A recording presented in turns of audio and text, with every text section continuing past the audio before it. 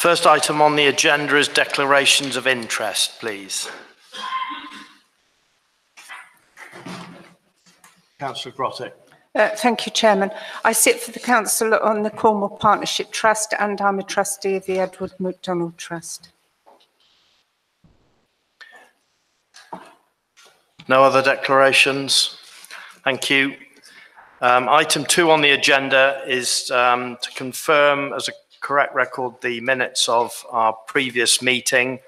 Are there any comments on this before we confirm the minutes, please? Then could I, sorry, Councillor Smith. Yeah, thank you, Chairman. Actually, there was one minor one on page 2. Just to be very clear regarding the AONB issue, it wasn't that the AONB partners had not agreed to implementing a ban, i.e. the other landowners, Tresco Estate and Duchy of Cornwall. Okay, so AONB doesn't actually manage land itself, just to be really clear. So the council have agreed to implement a sky lantern ban and Tresco Estate and Duchy of Cornwall are considering it. Okay, thank you. Thank you. With that small change, could I have a proposer, please, for these minutes? Councillor Mumford, seconder, Councillor Molson. All those in favour? Thank you. Item 3, Chairman's announcements. I have none. Item 4, questions under Standing Order 14. I have none.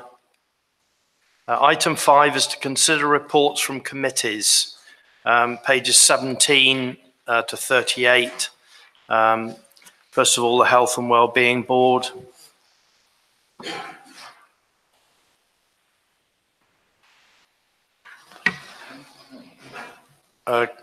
Councillor Williams. Chairman, I think these came to our previous meeting. They're still in a draft form, but I think they came to the last meeting, so I don't remember any members raising any queries with them then.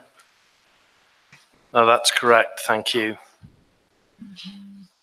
So the next, if we have no questions about that, the next one is the IFCA. Do we have any questions or anything to do with the committee of IFCA, please? No? Oh, sorry, Councillor Smith. Just a question really, not necessarily a criticism, but the meeting happened on 25th of October. We're only just getting the minutes. Just wondered what the delay was. Can't answer that, I'm just afraid. Just a question, really. Chairman, probably me being on holiday, I would imagine. I will bring it up at next IFCA, though. Thank you. Right, item 6 on the agenda is to consider motions in accordance with Standing Order 12. We have none. Item 7 is member updates, page 39. Councillor Marcus. Yeah, just obviously local plan is a major part of the agenda, which we'll deal with later on, but also Lisa has compiled the stats for last year, which shows a downward trend in planning applications from the year before, 89 compared to 115. And also in proportion, slightly more applications have come to council than last year, 21% rather than 20%. So I just thought I'd update members on the state of how many applications are coming to council.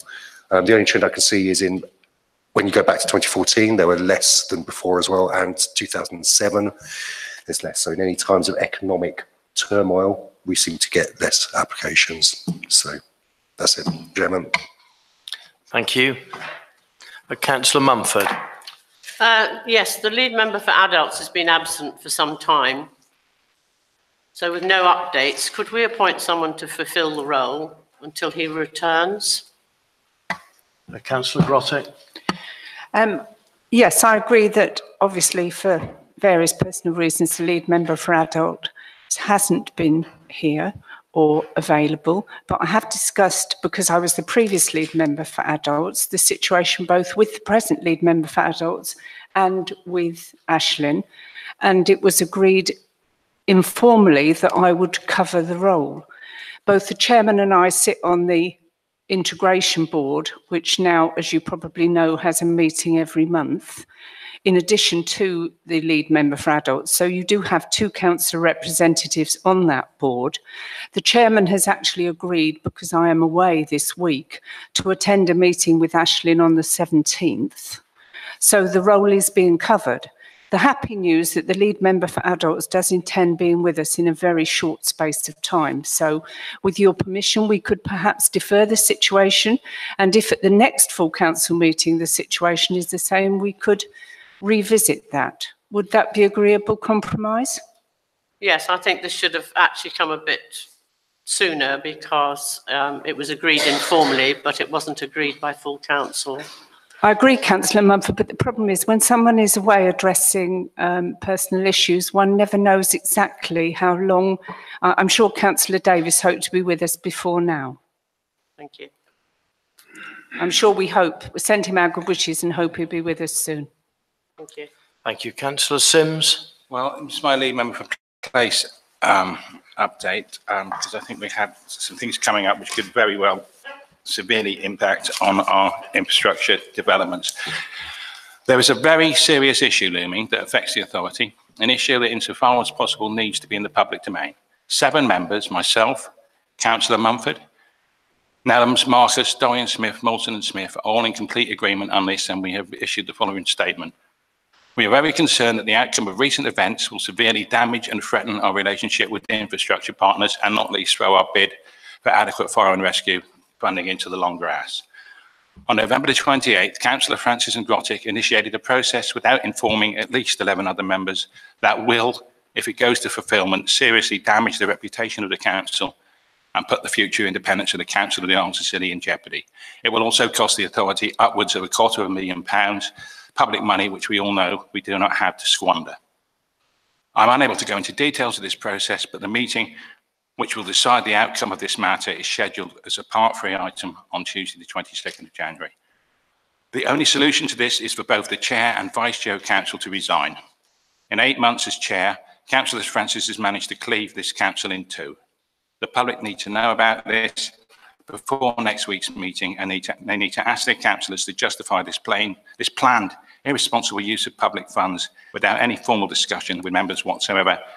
And they further need to ask their councillors if they consider it's worth £250,000, that's £250,000 plus, to keep Councillor Francis and Grottick in their current posts.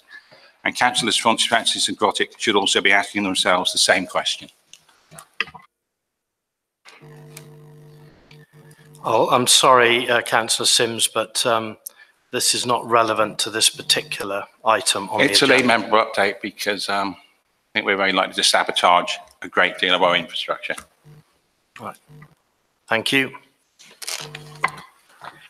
Are there any other? Councillor Smith.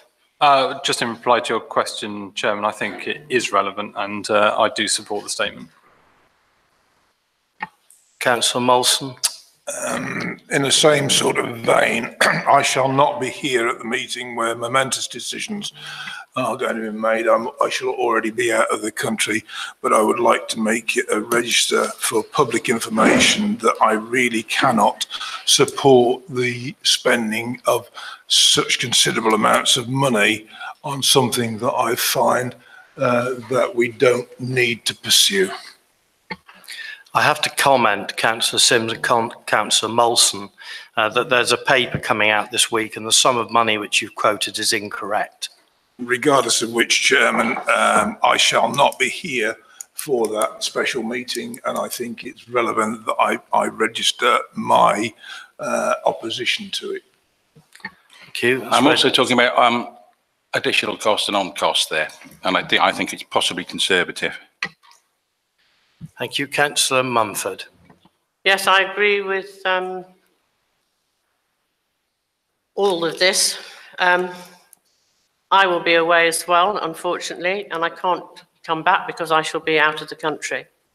And I will, as soon as I've seen the paper, if I get to see it before I go, I believe it's not going to be out till Thursday or maybe Friday, which I think is quite late, and I don't know whether it's actually legal to have that paper with such a short time. But anyway, even if it was posted to me on the mainland, I probably wouldn't get it till Friday or Saturday, and I'm out of the country on Sunday. I will like to make a statement by email to one of my colleagues, which I shall ask them to read out for me when I've seen the paper. But I agree with everything that's been said. Thank you. Councillor Grottick. I don't wish to enter into this debate at this current time because I believe the matters that you have just put into the public domain should not be in the public domain. We are discussing a confidential matter. I would have liked to have asked the advice of the monitoring officer at this point. Regrettably, he is not available this morning. I would ask our 151 officer if he feels that he can add anything to this at this moment in time, or whether or not it would be appropriate just to move on. I don't think it's appropriate that I make a comment at this time in the open meeting. Thank you for that clarification. Thank you. Councillor Sims. Regarding the meeting next week, I'm just talking about the lateness of the paper. I have issues, but I cannot understand why a meeting which consists of a single paper, the actual paper is late. I can understand it when you've got 14, 15 agenda items and something comes in late, but it's essentially it's an ad hoc meeting, so the meeting should be actually scheduled to fit in with the paper. I would suggest that the meeting was put off for at least for a couple of days. I still won't be here, so that members can consider this properly before the meeting next week. It won't actually impact on me because I won't be here, but I do think it's somewhat, like I said, somewhat problematic. A meeting with a single paper and that paper is late. I'm not going to discuss this matter fully now, Councillor Sims, for the reasons that have just been made clear. However, I would point out to you that the reason why this paper is late is because of comments you made at the previous meeting, which had to be followed up. And we needed clarification of those points before the paper could be done. And it's being done as quickly as possible. So it will be with you this week. Councillor Barclay, please. Thank you, Chairman. I was rather hoping under this item that Councillor Sims was going to save me the trouble of reporting on a very positive development, which was part of a presentation to the Smart Islands group last week, and which actually indicates a real way forward with the generation of power, the not generation, but distribution of fresh water and the disposal of sewage. But I think I will address it myself in writing for the next meeting. Thank you, Councillor Barclay.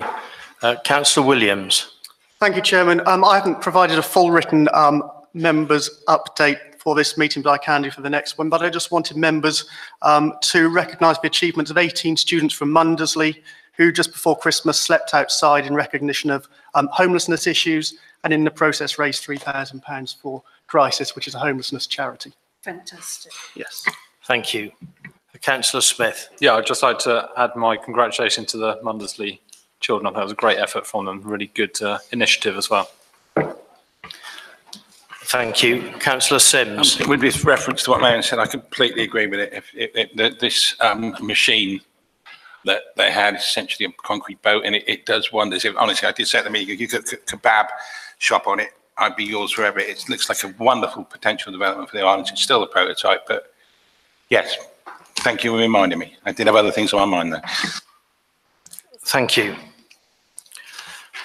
I'll now move on to item 8, urgent items. I have none. Item 9 on the agenda is the draft local plan 2015 to 2030, including the sustainability appraisal and habitat regulations assessment and statement of common ground with Cornwall Council, page 43. So it's the report of Lisa Walton, please. Thank you, Lisa. Thank you, Chair. This report sets out the latest update and progress to adopt a new local plan. Appended to the report is the draft local plan in full at Appendix A. Members are advised that the policies map and the amendments to some of the boundaries still need to be completed before the consultation that we're asking for you to approve today. We're also seeking a full proofreading of the document ahead of consultation. All of the evidence base listed on the planning web pages, but these are also referenced in the draft plan. And officers continue to work on the monitoring schedule. Appendix B sets out the schedule of key changes and seeks to highlight the main changes made to the plan since the public consultation that ran from March to April last year. We've included the full sustainability appraisal, habitat regulations assessment, screening and appropriate assessment, and the equality impact assessment at Appendix C. These are in the process of being reviewed following the amendments to some of the policies following December's local plan working group meetings with members in December. Finally, Appendix D and E, these are draft statement of common ground with Cornwall Council and the draft consultation statement, both of which will need to be finalised after the next consultation ahead of submitting to the Secretary of State. The draft plan has been discussed in detail with members through the local plan working group, and I hope the draft before you reflects these discussions. Your agreement to public consultation on the local plan document will trigger officers to commence the final public consultation before we submit to the Secretary of State.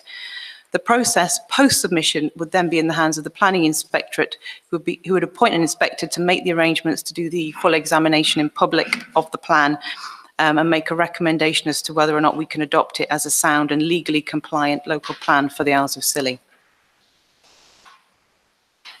Councillor Sims. Well, we will discuss this in considerable detail, and it just seems a sort of shame to just sort of propose this and then it goes straight through. There's been so much work done on this in the background, but I don't really think it bears a great deal of more discussion in the meeting because we have sort of flogged it to death, basically. So I propose that we accept all three recommendations. Thank you.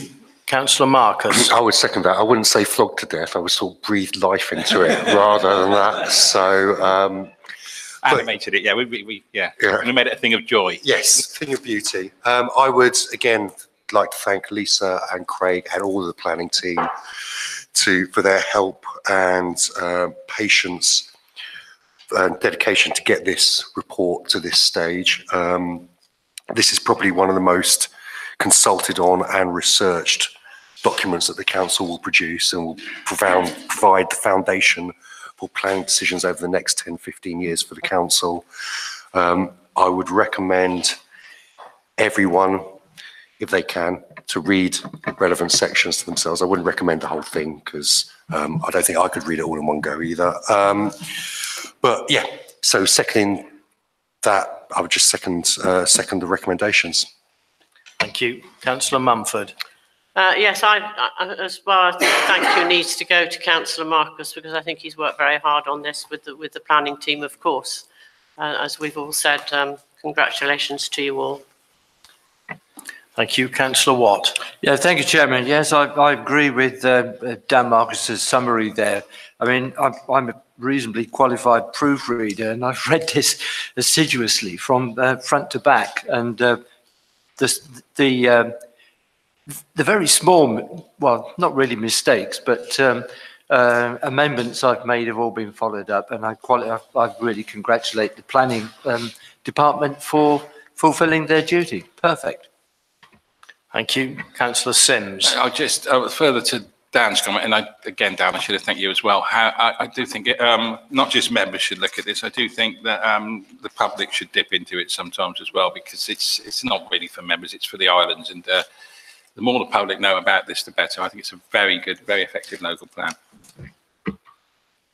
Councillor Williams. Thank you, Chairman. Nothing really to add to the report. I just welcome the fact that some of the larger attachments were in a virtual format rather than printed in duplication times 20 or whatever it was. And I think that's something we could learn from in the future and do more of to save paper. Thank you. Councillor Barclay. I'd like to echo everything that's been said, and I think, you know, we need our local plan to clutch in our hands when we're looking at different things. And I just wonder whether it would be appropriate to get some copies printed for sale to members of the community, because a lot of people really value the local plan and it gives them more of an investment into planning in the islands. Thank you. I'm sure Lisa will consider that. Thank you.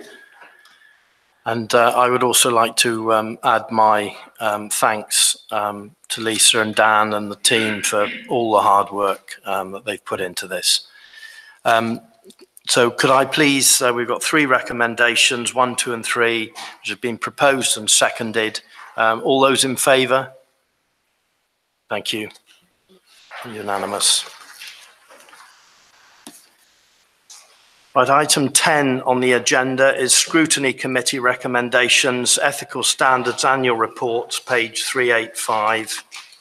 This is the report of our Officer for Policy and Scrutiny, who I don't think is here today. So, Chairman, I'll briefly take this. Thank you. I'm assuming that members, I'll take the report as read, but you'll see that the recommendations are actually based on the decision of the Scrutiny Committee, which met in December. So falling out of that Scrutiny Committee, there are 3 recommendations, and including, obviously, the development of a member officer protocol, which obviously will be developed and drafted by the monitoring officer. I think officers around the table will try and do their best to answer questions, but bearing in mind, unfortunately, the monitoring officer can't be with us today. And if there are any questions that can't be answered by ourselves, and we will actually report back through the monitoring officer. Thank you. Councillor Smith. Thank you, Chairman. Yeah, I think this is a very useful piece of work. I would support it. Just a question of clarification in paragraph 10, part 3. This is regarding independent person arrangements. The costs of £110 and 9p, is that per meeting? I was just not quite clear on that. I think that's an annual one, isn't it? Yeah, I believe it's an annual allowance as such, right. payment. Yeah. Right, I think we can afford that then. Okay. Yeah, therefore I would propose to accept the recommendations. Thank you. Councillor Mumford. I would second that. Thank you. So we have a proposer and a seconder. No other questions on this. Again, we have 3 recommendations. Can I take them all together, please? Thank you. So all those in favour? Any against? No. All unanimous. Thank you. Item 11 on the agenda is our gambling policy and no casino resolution, page 397. Thank you. Andy Thomas. I haven't got a lot to add to it. It's the same report that went to you last time before it got published in its draft form for the consultation. We had no responses to the consultation, which is the same as we had the last time we did it 3 years ago, which isn't unexpected. So the policy before you is exactly the same as the one that you saw a couple of months back. I'd welcome your comments. Councillor Marcus. Seeing as no one else has commented, I'll just propose recommendations. Can I? Oh, sorry. Yeah. Councillor Molson. Yeah, I've thought long and hard about this, and there are many authorities up and down the land that have gone down the route of looking at their no casino policies, and there are several of them that ended up with very lucrative lease arrangements and licensing arrangements for casinos. I wonder whether it might be appropriate for this authority to re-examine. I'm not proposing that we scrap the no casino arrangement, but re-examine where we stand with it on the grounds that we are cash strapped. We've been cash strapped for a number of years and we are likely to be going forward, and whether this may be, and I only say may be, a way forward of raising revenues for the authority. Councillor Sims. Well, I would broadly, well, I would support what Councillor Mawson's just said. I actually, my personal view on casinos is I don't think they should be allowed on the planet. But however, The fact that that nobody's responded to anything on this for years is because everybody just makes the assumption that, well, it's not going to go through again, it doesn't matter. But I think perhaps we should make it a possibility so we will get some input about it. And I'm sure everybody will be crying from the rooftops, no casinos on the cities, which I think possibly I would support. But I do think we should perhaps open the game up a little bit, because there is a lot of potential earnings in this. And I don't think we should dismiss it. I would say that my stance really is anti-casino. Councillor Mumford. Oh, Councillor Watt. Yeah, thank you, Chairman. I went to the LGA annual conference on licensing a year ago. In fact, it was exactly a year ago. And I was amazed at the number of authorities that regretted they had casinos in their district. So although I do appreciate Councillor Molson's comment that we should re-examine it, because I can see a virtue in examining everything on a continual process, as a continual process. But I'm still absolutely convinced that we should not have casinos in Scilly, even floating ones, which has been, that has been proposed in the past, that ships come in with casinos on board and so on, and anchored permanently. So again, it's something to be aware of. Thank you. Councillor Williams. Thank you, Chairman. I just wanted to pick up on some of the public health comments within the reports. At Health and Wellbeing Board, we rightly talk a lot about smoking addiction, alcohol addiction, substance addiction, and obviously gambling can be an addiction too. And I think a degree of this is academic. If people want to gamble, they can do it legally online effortlessly. So regardless of whether we would have a physical casino within our boundaries or not, gambling isn't going to go away. So I think as part of a Health and Wellbeing Board, we can initiate some further conversations around gambling. I guess the wider question for me is, if we were to have a casino which raised revenue, would we welcome what could be classed as immoral income coming into the authority? Where do we draw the line in terms of our principles? So in principle, I don't have any objection to looking into more detail, but I think probably to support individuals over here who do have unhealthy gambling habits, we as a local authority through the Health and Wellbeing Board can possibly do some further work. Councillor Molson. Yeah, whilst I recognise exactly what Councillor Williams has just said, I am not proposing for 1 minute. All I am suggesting is that we revisit and look at it with a view to taking a decision sometime down the future, rather than just a blanket ban on it now. So that there may be a possibility that we could stick one on Briar, for instance. You never know. Chairman. Councillor Grottick. Thank you, Chair. I support what Councillor Williams has just said about the effects for some people of gambling and how it can harm their lives.